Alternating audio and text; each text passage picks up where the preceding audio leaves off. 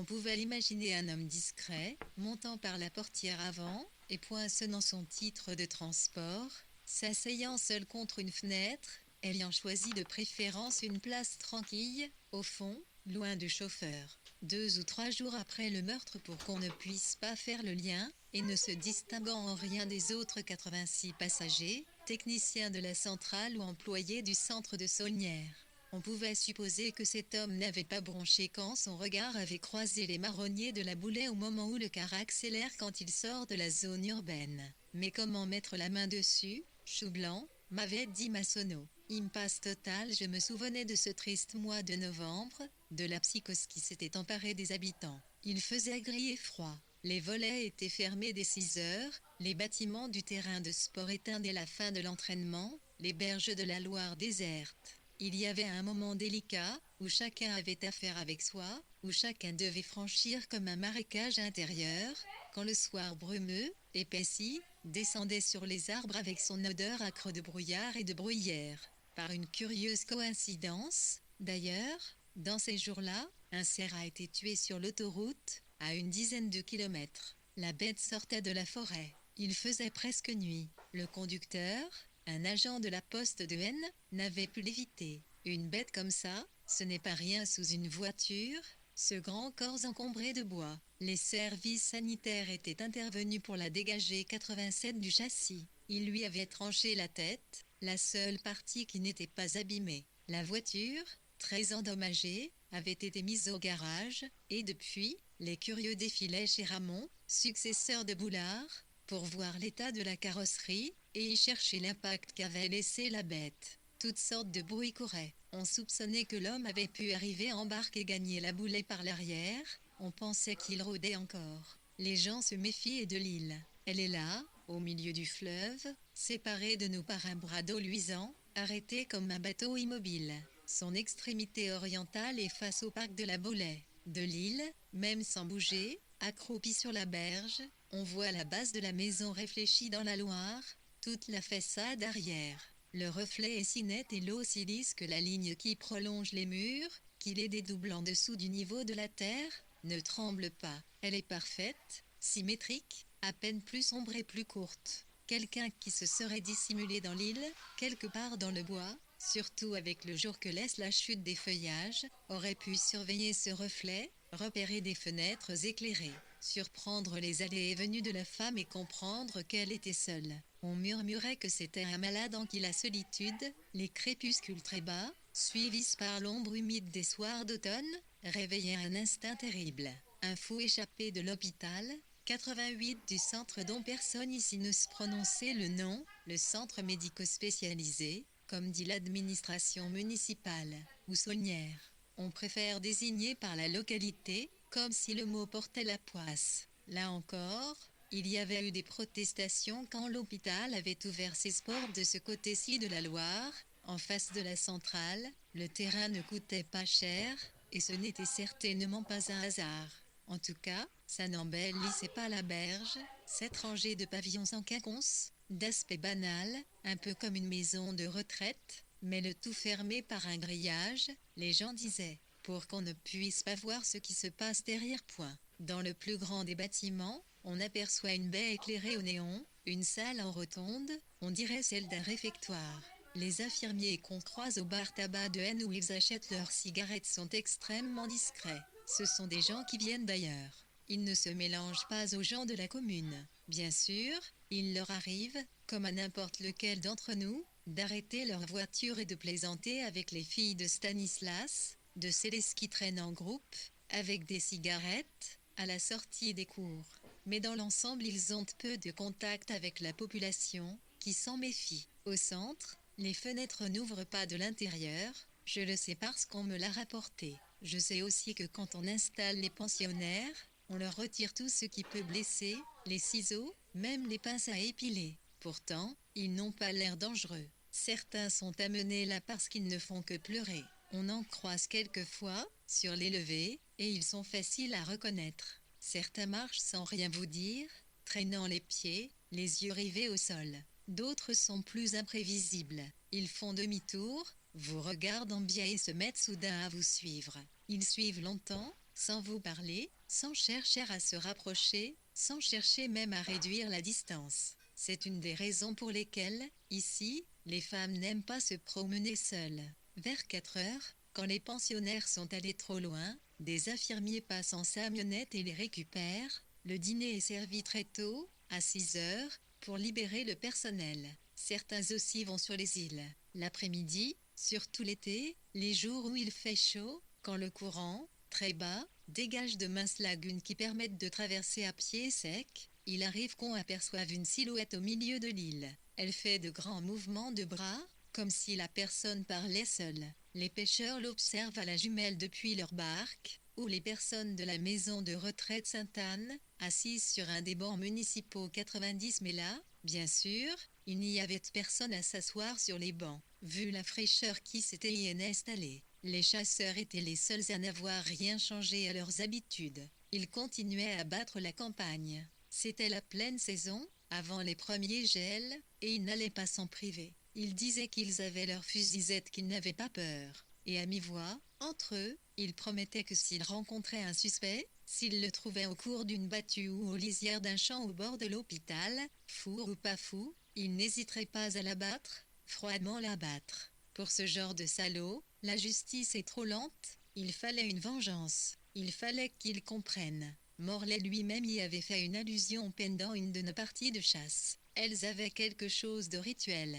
Nous ne cherchions pas le gros gibier, nous nous contentions de lièvres ou de canards. De plus en plus, d'ailleurs, à cause de l'âge de sa chienne, nous revenions bredouilles. Les jours de repos, il passait me prendre très tôt, le matin, vers 5 heures. J'entendais dans le chemin le moteur de sa Diane antédiluvienne. La Diane fait autant de bruit qu'un camion. On plaisante souvent là-dessus. Je lui dis qu'il pour 91 irait quand même s'offrir un modèle neuf, mais je sais ce qu'il me répondra, la Diane est increvable. Sa chienne est installée dans le coffre, une vieille chienne encore très alerte, Ava, un épagnol. Il l'a appelée Ava à cause d'Ava Gardner. Comme je l'ai dit, Morlaix n'est pas causant et il limite l'échange au strict nécessaire, mais cette fois-là, sur le coup des 10 heures, pendant qu'on dépliait l'emballage des casse-croûtes, au centre d'une clairière, le thermos posé sur une souche. Il avait retiré la couenne de sa tranche de jambon, il l'avait jeté à son chien, en l'air,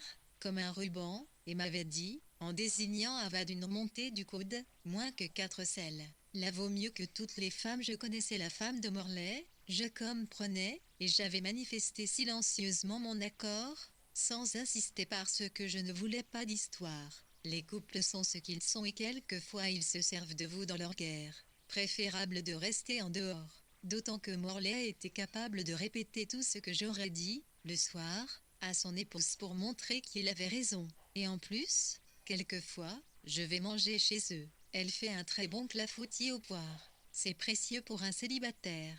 C'est vrai qu'elle a l'air assez sèche avec ses lunettes sur le nez, mais dans la vie on ne peut pas tout avoir. Et puis, elle a peut-être eu, elle aussi, ils sont compte de déception. Morlaix boit trop. C'est sûr que ça finit par poser des problèmes.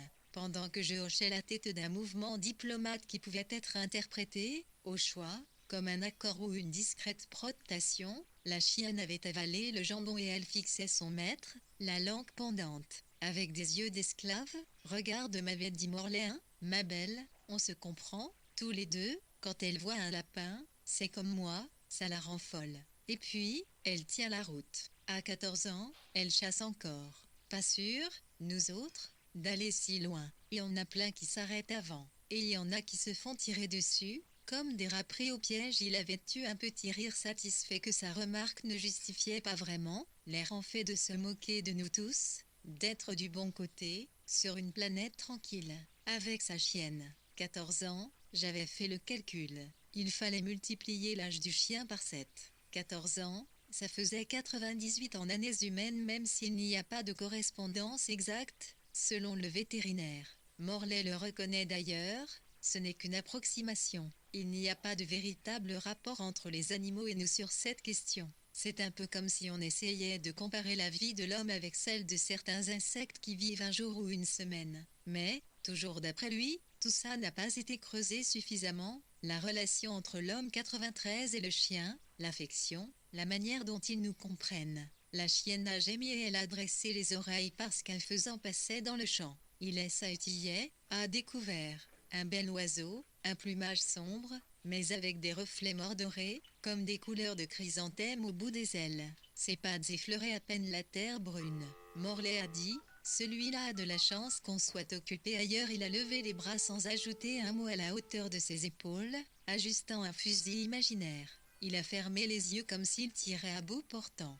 J'étais tellement tendu qu'il m'a semblé entendre la décharge. Le faisan a disparu sous le couvert. Des feuilles tombaient autour de nous, certaines déjà fripées, de la couleur des coques de noix, et tout en haut dans le ciel, au-dessus des troncs déjà bien dénudés, il y avait quelques beaux nuages ronds, très propres, qui ne gênaient pas le soleil. Des nuages faits pour être peints. C'était vraiment une belle journée. Du moins, ça aurait été une belle journée si on ne pensait pas au reste. J'ai gratté des perles de résine, solidifiées et dorées comme du miel. Sur la souche où j'étais assis. Elle sortait là où le tronc avait été coupé, de légères incisions dans l'écorce, comme d'une cicatrice. Morlaix a dit soudain: pour la Boulay, ils mettront du temps à trouver. Des types qu'ont 94 des fusils, et des fusils prêts à tirer, il n'en manque pas dans la région. J'ai regardé mes mains tachées par la résine. J'ai dit: j'étais passé là-bas, le soir, en me promenant. Je voulais prendre un ton dégagé, mais je sentais que ma voix n'était pas naturelle. Morlaix a siffloté. Il a commenté simplement: sacrée pluie. Ce jour-là, je voyais qu'il réfléchissait et que le sujet de ses réflexions n'était peut-être pas en ma faveur. J'ai dit: les fenêtres étaient allumées, mais je n'ai rien remarqué de spécial.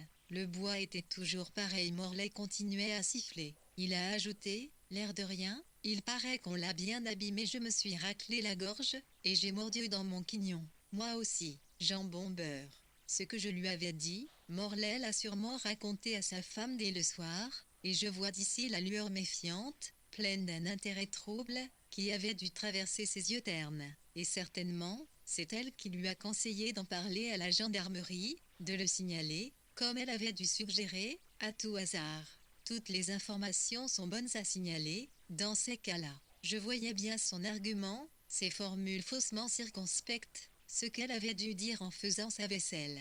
Même des informations qui n'auraient a priori rien à voir. 95 Les gens de haine raisonnaient de la même manière. Au bar tabac devant la halle, tout le monde venait apporter son témoignage. C'était un défilé de témoins qui passaient, l'air de rien, acheter un carnet de timbre ou un journal, en confrontant leurs hypothèses. Personne n'avait rien vu, sauf ceux, ils étaient peu nombreux, qui avaient assisté, comme moi, à la fouille des gendarmes, qui racontaient en boucle la grille ouverte, l'ambulance, les lumières des flashs dans le bois. Au comptoir, j'avais même croisé la femme de l'autre soir, celle qui me regardait en disant que ce n'était pas grave. Ce qui faisait beaucoup jaser, c'était que la chose n'ait pas eu lieu n'importe où, mais à la Boulay, à quelques mètres du cimetière. Car, maintenant, à bien y réfléchir, quand on voyait les croix, les plus anciennes dépassent nettement du mur et certaines sont plus hautes qu'un homme. L'endroit semblait sinistre, surtout le soir, avec la nuit. Des femmes âgées rappelaient qu'il y avait déjà eu des phénomènes. Certaines personnes avaient surpris un homme dans le parc. Autrefois, on les avait traitées de folles, mais il fallait reconnaître que leur histoire était troublante et qu'elle tombait à pic. Un grand homme en par-dessus gris. Il se tenait toujours au même endroit, au bout de l'allée, pas très loin de l'ancienne terrasse. Les témoignages concordaient. D'où elle l'apercevait, il semblait appuyé à un arbre. C'était toujours à la même heure, dans la pénombre. D'abord, elles avaient cru qu'il s'avançait vers elles. Après, elles s'étaient aperçues qu'il n'avait pas remué, il n'avait pas bougé. Il ressemblait au mort de la Boulay, disaient ces femmes, s'est tué dans le virage autrefois. Il celui qui n'avait aucune expression, mais c'était son visage. C'était lui, un bel homme. Qu'est-ce qu'il faut pas entendre, s'exclamait le patron du café en surveillant l'écran de télévision invariablement allumé sur un match. Ses yeux suivaient la balle à la surface du terrain. L'image bougeait, se rapprochait, donnait le tournis. Qu'est-ce qu'il faut pas entendre un jour, un client avait crié, de sa table, si ça se trouve, c'était une statue qu'elles ont vue. La Boulay s'en est plaint toujours. Est-il que pas une femme ne voulait sortir seule au-delà d'une certaine heure? 2 ou 3 fois, j'avais raccompagné Christiane, qui habite en dehors d'Aisne, dans une ferme rénovée. Elle me demandait d'attendre jusqu'à ce qu'elle ait tourné sa clé dans sa serrure. Pourtant, aucun des soirs où je l'avais déposée, elle ne m'avait invité à entrer. Lorsqu'elle avait fermé sa porte, 97, elle n'allumait pas la lumière. Au début, je ne comprenais pas pourquoi, mais en faisant plus attention, j'avais deviné sa silhouette immobile, appuyée contre un rideau de la pièce du rez-de-chaussée, masquée par les plis du tergal. Elle devait penser que l'ombre la protégeait, et me surveillait pendant que je faisais ma marche arrière. En démarrant, je sentais son regard. Il faut que je parle un peu de Christiane. C'est une brune au visage large, pas vraiment belle, mais pas non plus désagréable. Depuis 10 ans que je travaille ici, je l'ai toujours vue au comptoir de la cafétéria, où elle sert du thé en gobelet et les brownies qu'elle fait elle-même, et qui sont d'ailleurs délicieux, une invention de Gendron, 7 espaces, 3 tables, une machine à boisson, tout ça pour moderniser le musée, forcer la convivialité, simplifier le rapport du public avec l'art. Christiane s'intéresse à ce que je fais, 1 ou 2 fois, elle m'a demandé de lui montrer mes tableaux. Je la ramène assez régulièrement. Je l'ai même invitée pour un apéritif quand j'ai vendu ma première toile dans une petite galerie, à quelques kilomètres. Je me souviens qu'un jour, comme nous rentrions tous les deux, je lui avais demandé pourquoi elle ne portait jamais de jupe, pourquoi elle ne s'habillait pas d'une manière élue féminine, moins que 4 ça vous irait bien, avais-je dit, vous pourriez. Christiane, ou 8-7 en fait, c'était stupide et je m'en étais tout de suite voulu. Elle était devenue très rouge. Elle avait dû penser que je voulais voir ses jambes, que j'avais des idées derrière la tête. Elle avait balbutié que pour être derrière son comptosine. Ici, avait-elle soupiré, rouge comme une tomate, en faisant un petit mouvement assez triste. Et je comprenais. En dehors de la saison, il y a des jours où il ne passe que 2 ou 3 visiteurs. Ou des classes. C'est le pire, les classes. Ils ricanent devant les nus. Il faut faire de la discipline. Je m'étais aperçu qu'elle pleurait. J'avais arrêté la voiture dans le chemin et je l'avais prise dans mes bras. Nous n'avions jamais reparlé de cet épisode.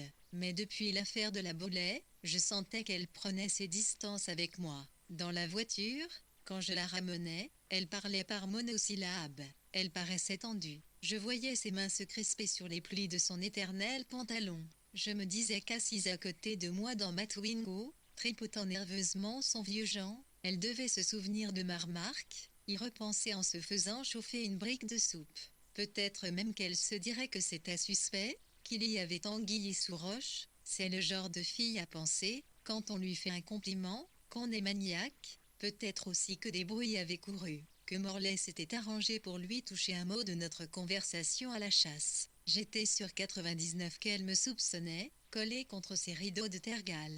Elle attendait d'être bien sûre que je démarre. Elle suivait la lumière des phares à travers vers les trous de l'ail jusqu'à ce que la voiture ait tourné dans le chemin. Mais ça ne veut rien, lire.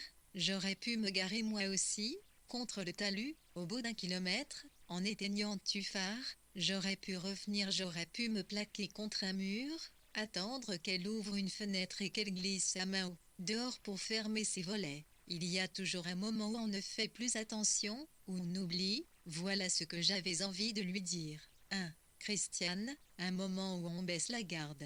Même la peur s'oublie. C'est vrai que l'endroit n'est pas aussi isolé qu'il paraît. Il y a une autre maison habitée dans le village, mais elle est de l'autre côté de la ferme et elle tourne le dos au chemin. Christiane avait d'ailleurs pris soin de me le rappeler. Elle m'avait dit, j'ai toujours le numéro des voisins sur ma table, et j'avais entendu dans sa voix le désir, assez ingénu, non seulement de me rassurer, mais surtout de me prévenir. Comme dirait Massonneau, je ne suis pas né de la dernière pluie. Je remettais le moteur et j'allumais mes phares. La voiture secouait un peu dans le chemin. Elle sentait le sky des fauteuils, et aussi l'odeur de Christiane. L'odeur qui avait laissé le passage de Christiane. Je longeais une réserve de chasse, sans puis un verger de pommiers, puis un champ de maïs qui, l'été, avait l'air d'un champ de canne à sucre. Ce n'était plus que des tronçons éparpillés. Dans le pré d'à côté où la ferme met du bétail, une vache passait la tête par-dessus une clôture électrique. Je savais que si j'étais sortie de ma voiture, j'aurais entendu les décharges espacées, régulières, du courant, et que ça aurait été le seul bruit, absolument le seul, dans la campagne. La vache ne bronchait pas. Je regardais son grand corps paisible dans la nuit. Les bêtes ne détournent pas le regard. Ses pupilles nues s'emplissaient de la lumière artificielle, jaune et bleussante, de ma voiture. Je m'étais conduit de manière stupide, et j'ai même cru que ça pourrait finir par tourner mal. Quand les gendarmes étaient venus au musée, j'avais été interrogé comme témoin. J'avais évoqué la visite de la femme.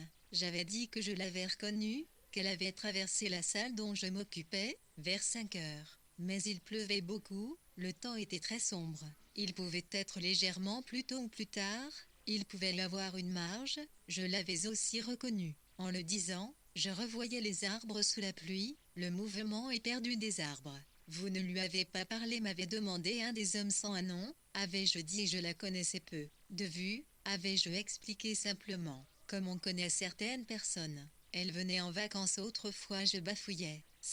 Était trop compliqué, j'avais parlé de ma promenade tardive, j'avais dit que j'étais passé devant la Boulay, que les 2 fenêtres s'étaient allumées au rez-de-chaussée, que quand j'étais revenu ce n'était toujours pas éteint. J'ai su plus tard qu'une personne m'avait aperçu juste au moment où elle fermait sa porte de garage. Donc, vous aviez compris qu'elle dormait là, avait insisté le gendarme. C'est ce que je pensais, et je répondis. J'avais de bonnes raisons pour le croire. Vous alliez où? Vers la centrale? Drôle d'endroit, avait-il commenté d'un ton sec. La nuit, pour se promener. La pluie ne vous dérange pas, j'avais dû parler de la grange, me justifier. Je travaille, avais-je dit, m'embrouillant, sur un passage. J'ai besoin d'éléments pour peindre, je savais ce qu'il pensait de moi, ça se voyait comme le nez au milieu de la figure. Un drôle de type. Un peintre qui vit seul. Mais Masson s'était montré beaucoup plus conciliant. Je le connaissais un peu. J'avais souvent affaire à lui pour des questions de sécurité dont Gendron se déchargeait sur moi, notamment les problèmes de l'alarme. C'est un homme expérimenté et affable. Je vous comprends, m'avait-il dit. Moi aussi j'aime marcher le soir, et ce chemin est agréable au bord du fleuve.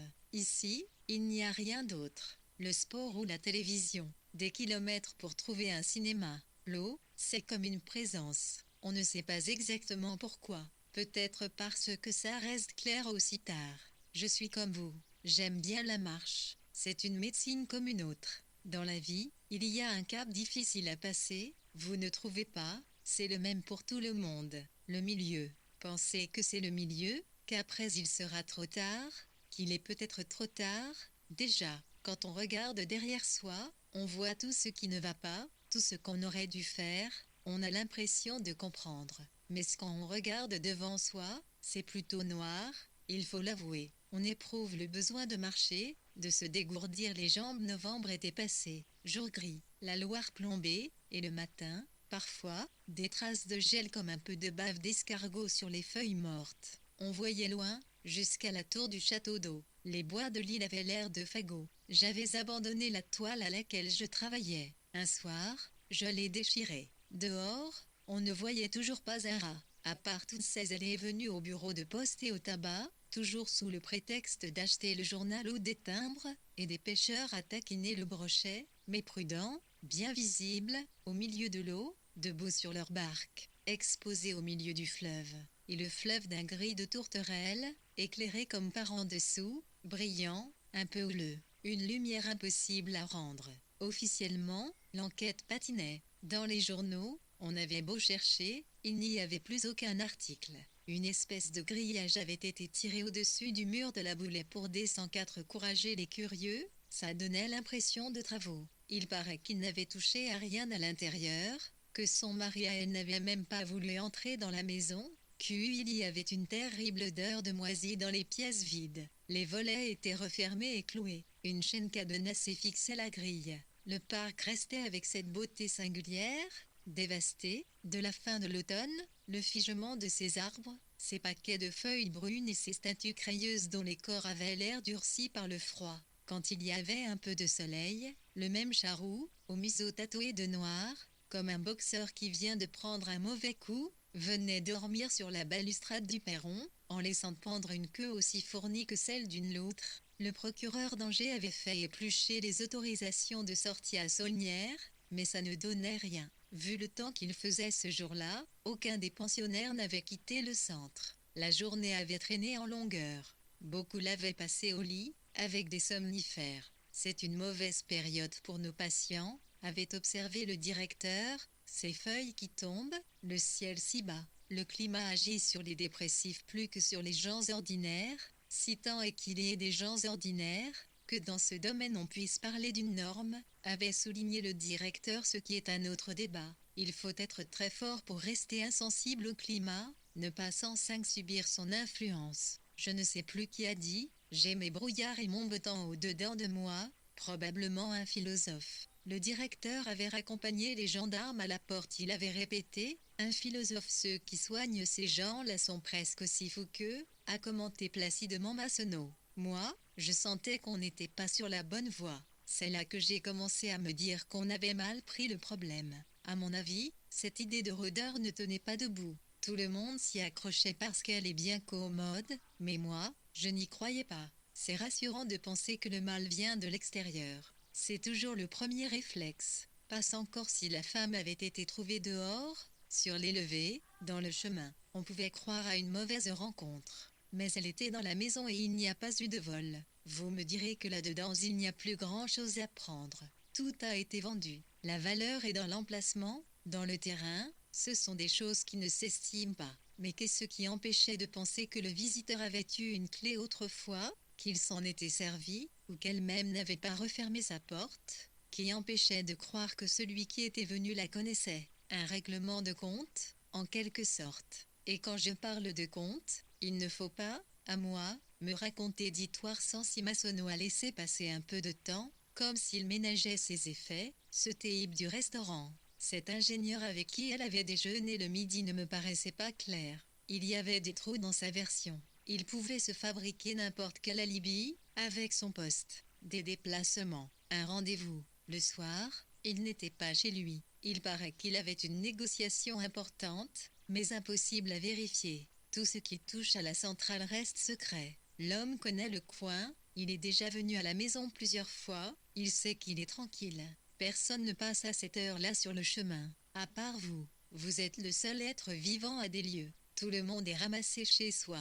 Il pleut des cordes. Pour une raison ou pour une autre, il veut absolument la revoir. Si vous suivez mon raisonnement, rien n'empêche donc que ce même homme avec qui elle a déjeuné le midi soit revenu un peu plus tard. Il en avait largement le temps, il avait sa voiture. Pourquoi ne voulait-il pas que son épouse soit informée de ce repas? Et pourquoi parlait-il d'une situation? Quelle situation?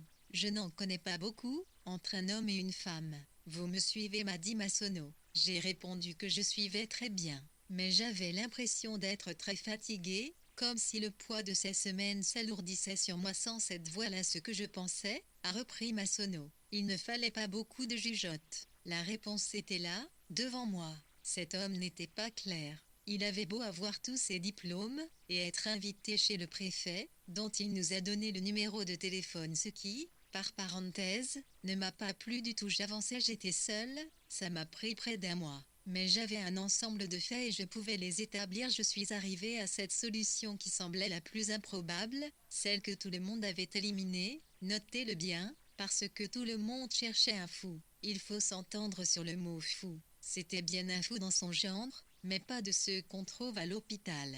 Ceux qu'on croise dans la rue, vous et moi, tous les jours. Un homme marié, père de famille, sans histoire. Aucun problème d'argent, aucune difficulté particulière dans son travail. Ce qu'on appelle un homme installé, même quelqu'un qui a réussi par rapport aux critères communs. Tous les signes extérieurs du succès, une grande maison avec pelouse, cheminée, salon de jardin en teck, portail à ouverture automatique. Quand il tire les rideaux du salon sur son beau window à l'anglaise, ça donne sur le fleuve. Une vraie carte postale. La bonne orientation quand le soleil se couche. Plein ouest. Et c'est pareil de son bureau, dans la pièce où il nous a reçus, dans l'enceinte sans vide de la centrale. Sans se déplacer, depuis sa fenêtre, il a ce que viennent chercher les touristes, tout ce pourquoi il paie si cher, tous ces voyageurs organisés qui passent en car, avec visite du musée, menu régional aux chaînes d'or. Tout bénéfice pour la commune. Mais après, oui, après, et bien après, justement rien. C'est le problème. Il y a un moment dans la vie, vers 40, 50 ans, où un homme s'aperçoit qu'une grande maison et un beau poste, et une belle vue depuis sa fenêtre, ça ne sert à rien, que sa vie ressemble à du sable.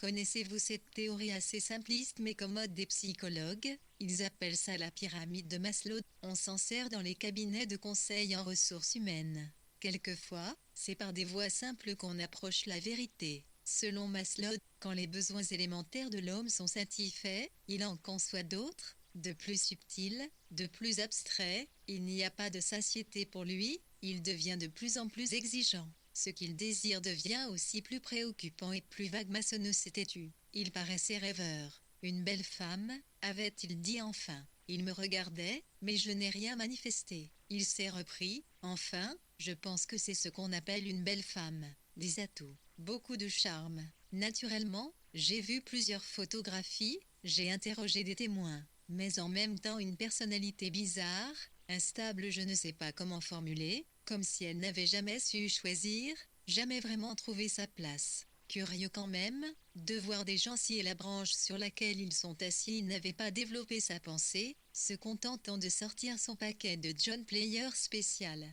Il avait répété, oui, curieux, mais de manière presque inaudible, en tapotant sa cigarette contre la table. Je croyais entendre mon père au moment où j'avais annoncé que je voulais m'inscrire aux Beaux-Arts. Exactement la même formule, et j'avais l'impression de voir une scie s'enfoncer dans une branche. La scie automatique quand on avait abattu le châtaignier du jardin parce qu'il prenait trop de place et que les racines risquaient de saper les fondations du mur. Je me souvenais d'une odeur de feu, on avait fait brûler tout ce qui restait de feuillage. Comme le temps était humide, la fumée avait recouvert les jardins d'à côté. Elle restait basse, elle n'arrivait pas à mon terre. Elle avait une odeur très âcre. L'amour, avait dit Massonneau. L'amour insatisfait, il avait haussé un sourcil, sa manière à lui de demander si la fumée de sa cigarette me dérangeait. J'avais fait signe que non. Je l'avais regardé approcher son briquet. Dans ma tête, je voyais toujours l'arbre, la scie qui s'enfonçait, les branches débitées en morceaux qu'on avait fait brûler pendant l'hiver. Le jardin avait paru nu, et je voyais mon père. Mon père savait de quoi il parlait quand il parlait de scie et de branches, et de faire le bon choix, et de ne pas se tromper. Commerce, avait dit mon père. Ou du droit, pourquoi pas ingénieur à la centrale des revenus stables. Les choix qu'on fait sur des coups de tête. Un jour, tu te repentiras d'avoir gâché ta vie. J'ai regardé Massonneau. Massonneau a une petite moustache. Je ne sais pas ce que son père lui a dit quand il a annoncé qu'il voulait être gendarme. Ça doit bien faire un bail maintenant. Difficile de savoir, d'ailleurs, si Massonneau voulait vraiment être gendarme, ou s'il est arrivé à cause de la sécurité de l'emploi. Gendarme, c'est respectable, c'est l'armée, c'est bien vu par ici. On aime l'ordre. Je sais ce que mon père pense de moi, un fruit sec, et un poste obtenu grâce à ses relations avec le secrétaire de mairie. Un incapable. Il le pensait au moins jusqu'à ce que j'ai vendu cette toile à un collectionneur, un homme assez important dans le milieu, propriétaire d'une galerie à Paris, d'art mon fils. L'homme avait même promis de passer par la grange parce qu'il était intéressé par mon travail. Il était resté un moment, je lui avais sorti tout ce que j'avais, même des toiles qui n'étaient pas finies. Il avait dit, cet étonnant travail sur la lumière 111. Lui, je n'en parle pas, avait poursuivi Massonneau. Il en prend pour 30 ans. Quelqu'un qui avait tout. Il suffisait qu'il reste sur les rails. Je me suis dit que Massonneau fumait trop, que lui aussi, à sa manière, gâchait ses chances. Que peut-être nous passions notre vie à gâcher nos chances. On trouve toujours, je me suis dit, une occasion pour ça. On mange trop ou on ne mange pas. On travaille trop, on ne travaille pas. On remue trop ou on ne bouge pas. C'est terrible. On ne peut pas rester au milieu. Il y a toujours quelque chose. Et la fille de la Bollée, elle aussi, ce rendez-vous, pourquoi l'avait-elle accepté? Qu'est-ce qu'elle cherchait? À partir de quel jour avait-il été sur la pente? Je me rappelais ses yeux clairs et son visage boudeur, le sac qu'elle balançait sur une épaule par sa courroie quand elle venait à la piscine l'après-midi, traversant le jardin Garnier à l'époque où il faisait chaud, où la Loire est si basse sous le pont qu'on voit tout l'intérieur des arches. Je me souvenais des jours d'été, sous la roseraie qui donne le plus d'ombre, l'après-midi, quand il faisait très chaud, il y avait toujours des femmes, bras nus, à demi étendues sur les bancs, surveillant les enfants accroupis sous leurs petits bobs de teinte pâle. À cause de l'extrême chaleur, ces femmes ne remuaient pas sans doute davantage que des personnages de tableau. Seuls bougeaient de tout petits oiseaux qui sautillaient et se baignaient dans la vasque de la fontaine, une large coquille en bronze, et le filet étroit mais ininterrompu et clair comme un cristal qui coulait de la gueule ouverte du lion, à peine plus large que ce qui sort du goulot d'une bouteille. Personne n'avait le courage de remuer, mais elle, la fille de la Boulay, elle ne prenait même pas la peine de chercher l'ombre, elle avançait de son pas nonchalant au milieu de l'allée brûlante. Elle ne portait même pas de chapeau, par provocation. Souvent, moi aussi, j'allais lire sous la roserette du jardin Garnier aux heures les plus chaudes. L'ombre y était trouée, vibrante comme celle qui passe à travers le tressage un pelage d'un grand panier. Les roses dégageaient un parfum sucré sous cette ombre. Toutes les boutiques étaient fermées, mais des gamins secouaient la poignée de la porte de l'épicerie à laquelle était attachée une cloche. Et l'épicière sortait de sa sieste pour leur servir un esquimau ou ses petites glaces en pots bicolores vanille et chocolat, vanille et fraise. Je la suivais des yeux, je la voyais tourner devant le buste de Garnier, passer le long des orangers et des palmiers en pot. Je suivais le béalancement de la courroie du sac sur l'épaule brune. Elle avait une robe courte et mauve, de coton indien, des espadrilles à talons compensés sans très épuisants, accélérés par la chaleur. C'était ce charme, insaisissable. Beaucoup de types étaient amoureux d'elle, plus ou moins. Vous savez ce que c'est, d'elle plutôt que d'une autre. Mais je crois qu'elle s'en moquait. C'était un jeu pour elle. Elle se comportait, et je dis sourdement, comme une allumeuse. Elle les piégeait. Je revoyais le type de la galerie, le Parisien, son air sournois et son écharpe beige. Et l'autre, celui de la salle d'attente, le jour où elle était tombée de bicyclette, et le gitan. Oui, me disais-je, avec colère. Ce n'était pas correct. Massonneau a haussé les épaules. Il s'est penché vers moi. L'ingénieur s'est pendu. Vous comprenez? Pendu. On est arrivé juste à temps. On ne surveillait pas la pièce où on l'avait mis parce qu'il avait l'air assez calme. Pourquoi auriez-vous voulu qu'on surveille? Du bricolage, avec sa chemise. Et peut-être du cinéma, mais assez pour me mettre dans une situation délicate. Le médecin dit qu'il pourra s'en sortir, mais qu'il n'aura pas la mémoire intacte. Il y a des risques de démo au cerveau. Je ne vous cache pas qu'on m'a reproché d'être allé vite. Dans le métier, dès qu'il y a un problème, on vous reproche d'aller trop vite. Je ne me fais pas d'illusions pour autant. Dans le 115 cas contraire, ça aurait été l'inverse. Imaginez si au bout de 2 mois j'avais dû reconnaître que nous n'avions pas la moindre hypothèse. Même pas le début d'une piste. Il s'est remis à fumer. J'ai vu que son paquet était aux 3/4 vide. Nous étions attablés à midi dans une des pizzerias du centre, Al Chiaro di Luna, et nos 2 pizzas grillaient dans le four, l'une à côté de l'autre. Le fromage commençait tout juste à mollir, une napolitaine et une 4 au steak jaune. Le four chauffait avec ses 2 disques de pâte, tout plat, recouvert de tomates en purée, et je voyais derrière le rideau au crochet clignoter le feu du carrefour qui n'arrêtait personne. Haine et morne, et c'était un lundi. Le salon de coiffure esthétique Bel Air était fermé. Je lisais sur la vitre, permanente, coupe, brushing, avec les tarifs. Le cabinet d'assurance Robin était fermé, la pharmacie. Le magasin de mode Clémentine dans lequel un mannequin de bois auguste proéminent avait été revêtu d'un manteau de lainage boutonné sans grande forme. C'était bien un lundi. Je ne sais pas ce que les gens font à N le lundi. La fille de la Boulay avait été trouvée à lundi, mais la mort remontait à quelques jours. L'ampoule de la lampe de chevet avait brûlé pendant tout ce temps-là. Massonneau l'avait éteinte lui-même.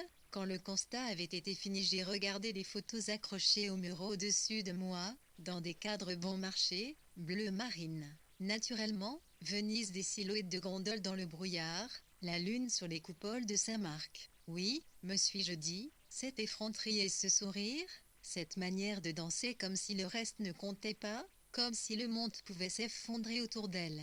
Elle se moquait de nous comme de sa première chemise. Mais danser, je ne sais pas ce qu'elle avait avec ça. Toujours la dernière à partir. Je revoyais les mobylettes, passé minuit, quand tout le monde démarrait devant la porte à deux vantaux du Black and White. Ça voulait donner l'impression d'un saloon. Ce n'était qu'une ancienne écurie dont on avait aménagé les stalles. Même tard, le vent de la nuit restait doux. Quelquefois, la fille de la Boulay était assise devant moi sur un porte-bagages, les bras serrés autour du blouson du garçon qui l'avait fait danser. À un moment, ça avait été ce Frédéric, le moniteur de natation qui donnait des leçons de crawl. Il roulait en moto. Ça avait duré plus longtemps avec lui. Peut-être bientôt le temps de l'été dont je parle. Je ne sais pas ce qu'elle lui trouvait, à ce belâtre, ses muscles ou son bronzage. Je suivais la moto, c'était mon chemin. Je voyais son dos dans mes phares, ses cheveux sous 117 V par le vent de la nuit. Quand la moto devant moi accélérait dans les virages, il m'arrivait de les perdre de vue. Puis je les retrouvais. Le type avait eu accent circonflexe essayé de me semer, ou simplement d'impressionner sa passagère par la reprise de son loteur. Je ne crois pas qu'ils se parlaient. Elle avait l'air de se laisser glisser les yeux fermés sans il l'arrêtait devant la grille de la Bollée. On le vinait à peine la maison dans le bois. Il n'y avait gardé la route aucun éclairage. Sur les fenêtres éteintes, tours obstruées de rideaux, quelquefois, en tout, on avait l'impression d'une lumière mais, était le reflet du faron du motard, à peine plus gros qu'un œil de chat. Le feuillage des marronniers, aussi épais qu'un mur, couvrait toute entrée du parc. Je me souviens aussi du nuage pâle, régulier, vertical, qui montait nuit et jour cette tour de la centrale, qui embuait comme du coton la voie lactée, si bien qu'il était rare depuis que la centrale avait été construite de voir au dessus de haine le brasillement silencieux, la croûte impure que forment les étoiles. Quelquefois, le chien aboyait. Elle courait sur un chemin de gravier, passait le long des joueuses le palais, disparaissait au bout du chemin qu'il éclairait avec ses phares. Mais la maison restait teinte. C'était ce qu'il y avait de plus étrange à la Trois-Oulets, cette maison toujours éteinte. Ce que j'ai su depuis, c'est qu'il n'y avait jamais personne sans 18 à l'intérieur. La tante était devenue insomniaque, elle sortait la nuit, marchait de long en large sans pouvoir se résoudre à dormir, passant silencieusement entre les tulipiers, les buissons de lilas, les fleurs de ces derniers massifs qu'elle n'entretenait plus, qui poussaient à l'état sauvage. Parfois aussi, assise au bout de la propriété, au bord de l'eau, des heures sur une roche plate, absente, suivant l'invisible mouvement du fleuve, son flux noir et secret. Quelquefois, les phares d'une voiture isolée dessinaient le tracé d'une route aujourd'hui disparue sur l'autre rive, séparement de végétation somptueux. Il y avait encore de grands arbres. La plupart ont été abattus parce qu'ils gênaient le percement de l'autoroute. La fille savait où la trouver. Elle courait dans le bois, descendait jusqu'à l'eau, la persuadait de revenir. Et les deux femmes, se poursuivant, chuchotant, la plus jeune soutenant l'autre, lui parlant à voix basse, la rassurant, la consolant, passaient dans le parc, comme des ombres. J'ai tout repris par le début, et je suis montée au chêne d'or, m'avait raconté Massonneau. Je me suis décidée brusquement. Je préférais aller sur place. Je me suis présentée à l'heure creuse, au milieu de l'après-midi. Elle avait été vue, passant la grille du restaurant dans la voiture de cet homme, cet ingénieur. Lui ne s'en était pas caché, d'ailleurs. L'homme, a répété Massonneau. Il a paru chercher une périphrase mais il n'a rien trouvé. Il a dit simplement, j'ai demandé à voir la serveuse. Quelquefois, ces filles-là sont futées et elles repèrent pas mal de choses. La fille était en train de sortir les couverts du lave-vaisselle et les rangeait dans les tiroirs. C'était une petite brune à l'air buté. Je lui ai montré une photographie de la femme, il ne faisait pas clair. Elle s'est rapprochée de la fenêtre pour mieux voir et elle a observé la photo sans surprise avec une sorte de curiosité rêveuse. J'ai demandé, ce visage vous dit quelque chose au début? Elle 123 était réticente, je n'arrivais pas à lui tirer de mots. Elle répétait, des clients comme les autres. Je les ai servis. Je ne vois pas en quoi ça peut intéresser. Bavarder, avait répondu Massonneau. Simplement bavarder. Quelque chose d'informel. Peut-être que des observations toutes bêtes, qui seraient précieuses pour nous, ne vous sont pas venues à l'esprit. Je n'enregistre rien, je me mets là, dans le petit coin. Vous continuez à travailler. Je ne bouge pas et on discute. Il avait vu dans la cuisine un cajot plein de girolles, ce qui lui avait permis de trouver une entrée en matière, un terrain neutre, et c'est très simplement, en parlant des girolles, que la fille s'était radoucie, qu'elle avait raconté ce qu'elle avait surpris pendant ce déjeuner qui avait commencé vers midi au restaurant de l'hôtel des Chênes d'Or. L'homme avait réservé à la fin de la matinée depuis un portable. Il avait demandé une table tranquille, avec vue sur la Loire. Comme les clients ne se pressaient pas, ils avaient eu la meilleure place, une table à l'écart, posée contre la baie vitrée vers le fond de la salle, d'où on domine la courbe, le tracé un peu mou du fleuve, là où il se sépare en deux bras, le bandeau de l'île couverte de bois roux. Quand Massonneau était monté, vers les 5 heures, la lumière de l'après-midi finissant était retirée sur la Loire et elle luisait à la surface. Par contraste, la salle semblait sombre et froide. Le chauffage avait été coupé entre les services. Il s'était tenu un moment au milieu, surpris par le silence d'une grande salle de restaurant vide, avec son buffet recouvert d'huiliers, de cendriers. Au centre, sur un dressoir, une composition de fleurs artificielles auxquelles avaient été ajoutées des feuilles mortes du parc pour donner une allure automnale. Le couvert venait d'être mis pour le soir, les verres tulipes côte à côte, les serviettes pliées en travers des assiettes, l'argenterie tiède du lave-vaisselle. Une odeur de cuisine flottait. L'ensemble dénotait le confort un peu décossu d'un établissement provincial recommandé dans plusieurs guides. Les chaises étaient à haut dossier, tendues d'un velours rouge maintenu par des clous, de style Henri IV.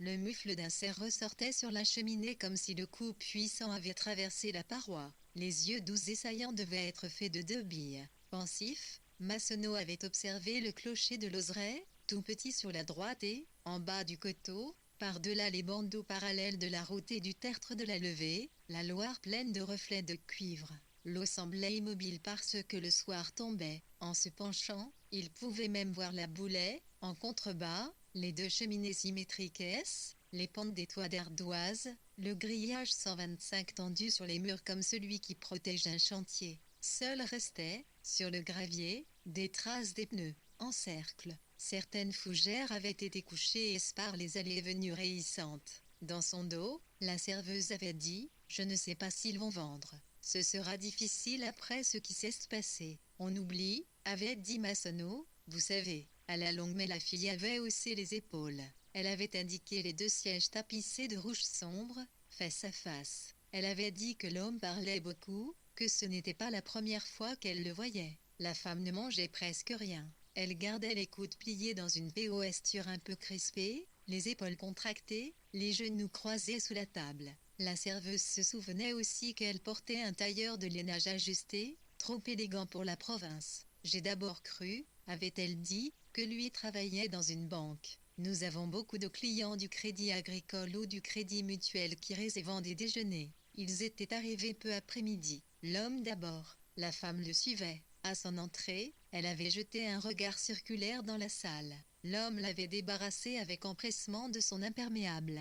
Il avait commandé du champagne, puis ils étaient restés silencieux, à consulter la carte. Le menu des chaînes d'or est 126 un peu chéchiteux, des carpaccio, des chiffonnades. C'était un jour de semaine, la salle était aux 3/4 vide. 2 ou 3 tables dont les occupants avaient distraitement levé les yeux à l'entrée du couple, avant que ne se réinstalle l'habituelle rumeur de conversation à voix basse, coupée de bruits discrets, du raclement des cuillères contre les plats de service, ou de l'écoulement raffiné, pétillant, de l'eau minérale. À la réception, la patronne chuchotait qu'il allait pleuvoir. Dehors, des sternes criaient par moments. Elle rasait le fleuve et volait vite. De gros nuages humides, poussés par un vent fort, envahissaient le ciel. Dès 1 heure, le temps s'était assombri jusqu'à obscurcir complètement le sujet des tableaux sur les murs. Des natures mortes, copies de toiles flamandes. Des chasses inspirées d'Audry, avec des épagnols. On distinguait à peine la trace d'huile épaisse sur une touffe de plumes, le duvet plus clair sur le ventre d'un lièvre mort. Ils avaient pris du cendre. Quand la serveuse était venue disposer les couverts à poissons, glisser des petits pains sur les assiettes avec sa pince en métal argenté, l'homme avait avancé la main pour prendre celle de la femme. Son geste avait été interrompu sans qu'en 127 puisse savoir s'il avait renoncé de lui-même à un mouvement irréfléchi, ou si l'arrivée de la serveuse l'avait arrêté, ou si la femme, dans son regard, dans la posture un peu gauche et crispée de son corps, avait eu une réticence imperceptible. Elle était détournée comme si elle observait le passage. Il n'avait fait aucun des commentaires que faisaient les clients, aimables, sur la vue ou le temps. En prenant la commande, j'avais même demandé s'il voulait que j'allume, avait dit la serveuse. Mais il ne voulait pas. Quand il fait noir comme ça, on ne voit pas le fond de la salle. J'ai toujours peur que ma vue baisse, la serveuse avait ajouté. C'est ce qui me fait le plus peur, ne plus voir. D'autant que j'ai un petit garçon et que je l'élève seul. Je n'ai pas de pension alimentaire. Le père est parti en parlant, elle avait regagné les cuisines, et Massonneau l'avait suivi après un dernier regard à la salle. Elle s'était remise à ranger les cuillères, les couteaux, dans les différents compartiments des tiroirs. C'était un mouvement de va-et-vient qu'elle faisait avec son torchon, extrêmement vite, avec même, semblait-il, devant son interlo, exécuteur, une soumission agacée, un peu ostentatoire. Quelqu'un passait l'aspirateur dans une chambre de l'étage, puis le traîneau avait heurté la plainte, et le bruit avait repris plus loin, derrière une autre 128 cloisons. En l'entendant, on ressentait au-dessus de soi les chambres vides qu'il y avait de part et d'autre du couloir, toute la rangée de chambres vides, leurs clés numérotées suspendues à la réception, au-dessus du bureau d'accueil. Leurs fenêtres ouvrant sur la Loire, mais à cette heure de la journée, les stores baissés et les couvre-pieds identiques bien tirés sur les lits, dans des couleurs foncées peu salissantes, lits de vin ou vert olive,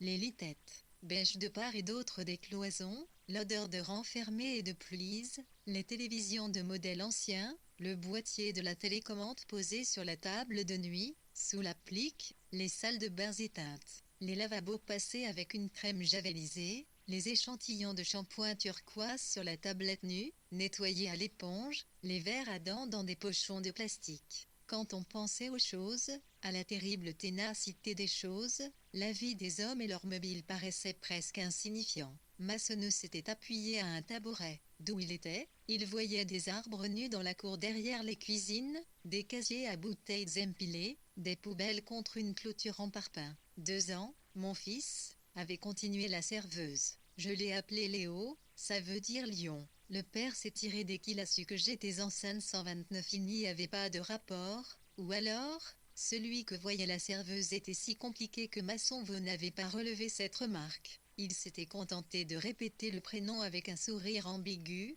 de l'air de la félicité. Léo. Aucune idée ne lui venait. Pendant tout un moment, il n'y avait plus eu que le bruit des couverts dans les tiroirs. Ça aurait pu être, avait-il alors suggéré, la gouidant avec précaution prenant des gants, selon son expression, la remettant prudemment sur la piste, un déjeuner purement amical. Avez-vous eu cette impression? Mais la serveuse n'avait pas eu cette impression. Ses yeux avaient croisé ceux du gendarme à un moment, vers la fin du repas, la femme avait soulevé son sac, y avait remis quelque chose, un papier, ou un sucre. Certains clients ont la manie d'emporter ceux qu'ils n'utilisent pas, ou peut-être un mouchoir. J'y ai pensé après, avait dit la serveuse, quand j'ai su toute l'histoire. C'était blanc. Moi je crois qu'elle pleurait sans vouloir le montrer, à regarder comme elle faisait le paysage. L'homme parlait bas, penché vers elle, il ne la quittait pas des yeux, il avait l'air de lui faire des reproches. Je ne pouvais pas tout surveiller, n'est-ce pas? Il y avait 3 autres tables d'occupées, j'allais et je venais entre la cuisine et la salle.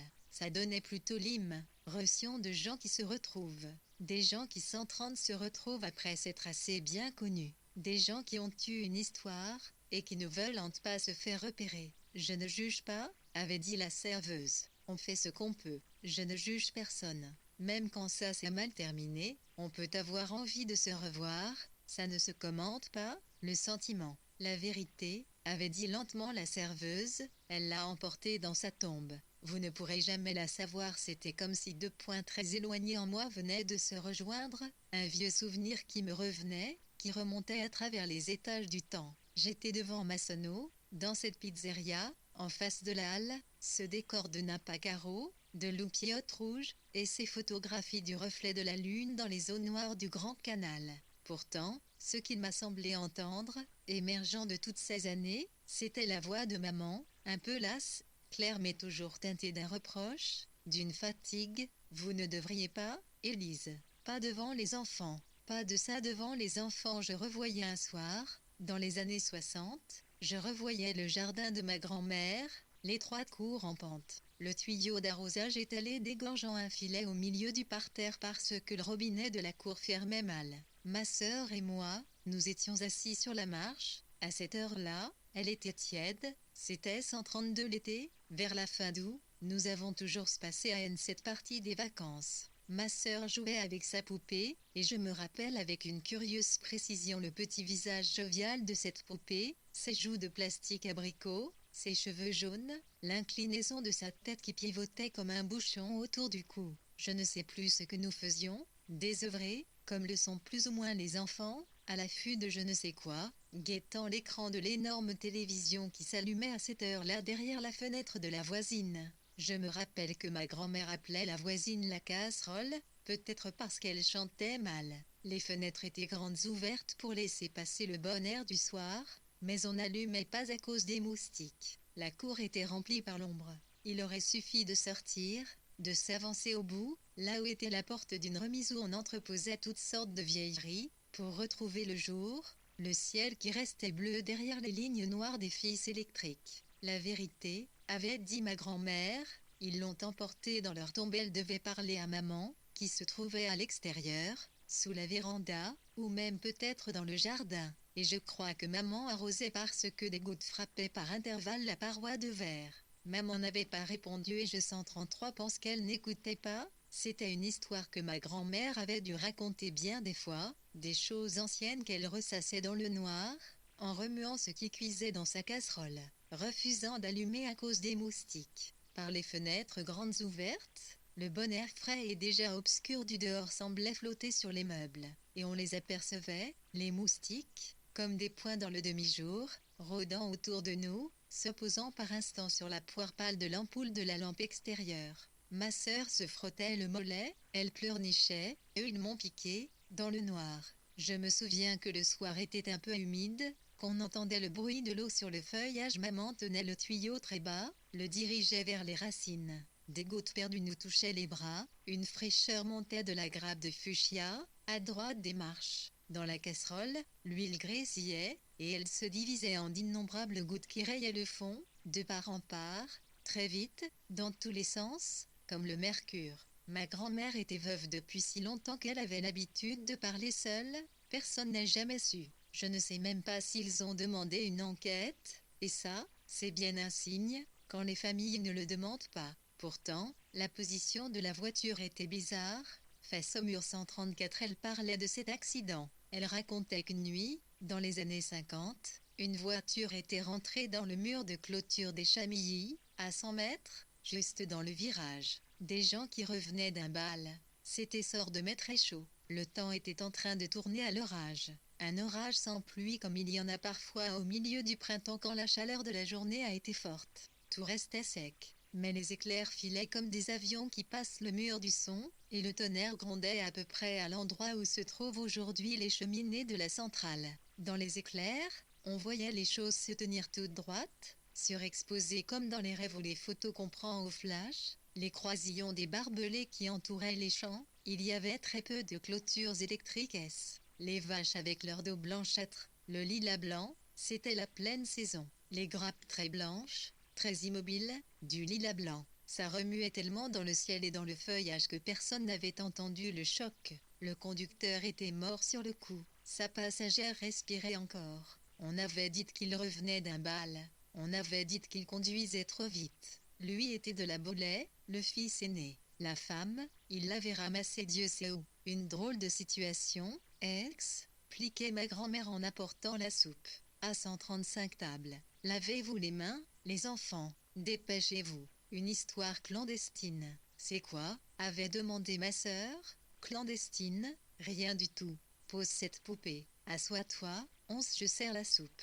Il paraît qu'elle avait 10 ans de plus que lui, qu'elle avait plus ou moins abandonné son enfant. Il y a des mères, indigne, elle soulevait le couvercle par son gland de porcelaine, elle enfonçait la louche. Je me souviens de l'expression ramasser Dieu sait au point. C'était Fantin, de l'Anneau et Veillard, qui les avait-il trouvés. Il était sorti à cause des éclairs.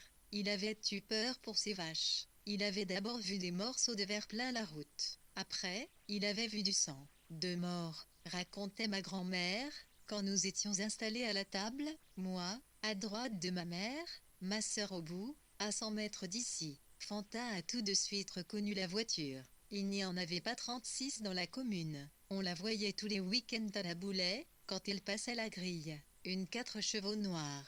Lui était écrasé, paraît-il, le front sur le volant. Elle était à demi renversée, entaillée de partout par le verre du pare-brise. Je crois que Fantin l'a vue mourir. Une femme très brune. À quoi il ressemblait, il n'aurait pas su dire. Le visage avait traversé la vitre de la portière avant. Ils ont mis une photo à un bal costumé dans un journal du lendemain. Ce qu'il devait avoir sous le coude. Un article d'une demi-page, et lui, photographié en quelque chose comme le Grand Turc. Ce n'était pas très convenable. D'elle, qui était à côté, on ne voyait qu'un turban, de grands yeux très fardés et un setté de perles qui devait être faux sous Si elles étaient vraies, vu qu'il faisait 3 fois le tour de son cou, ça aurait valu le prix de ma maison et tout le terrain qu'il y a autour, au moins d'ici jusqu'au lever. Mais peut-être qu'elles étaient vraies après tout. Il en était capable. On a dit que pour cette femme, il était capable de tout. Ça ne leur a pas porté chance. Ils ont heurté le mur de plein fouet. Peut-être qu'un éclair, ou la foudre trop rapprochée, il a donné un coup de volant, ou même une dispute. C'était bizarre, cette position de la voiture. La vérité, on ne l'a jamais su. La casserole en a fait des cauchemars. Demande-lui si elle se rappelle. Ils étaient venus la chercher pour témoigner parce qu'une de ses fenêtres donne de ce côté-là sur la route. Mais elle n'avait rien entendu. Elle est à moitié sourde, ma grand-mère riait. Il ne faudrait pas que ça lui arrive, surtout à elle, trouver des morts en pleine nuit. Elle a une de ces frousses. Elle boit toutes sortes de tisanes, elle croit que ça la protège. Elle se figure qu'elle va glisser entre les trous. Pourtant, il faudra bien qu'elle y passe, comme nous tous. Oui, disait ma grand-mère, rêveuse, je le lui ai dit bien souvent. Pourquoi la frousse, disait ma sœur. Les morts, ils sont comment? Est-ce qu'ils font d'horribles grimaces en posant la question? Elle se contorsionnait le visage, tirait sa langue pleine de tomates. Ne dis pas de sottises et tiens-toi, répondait ma grand-mère.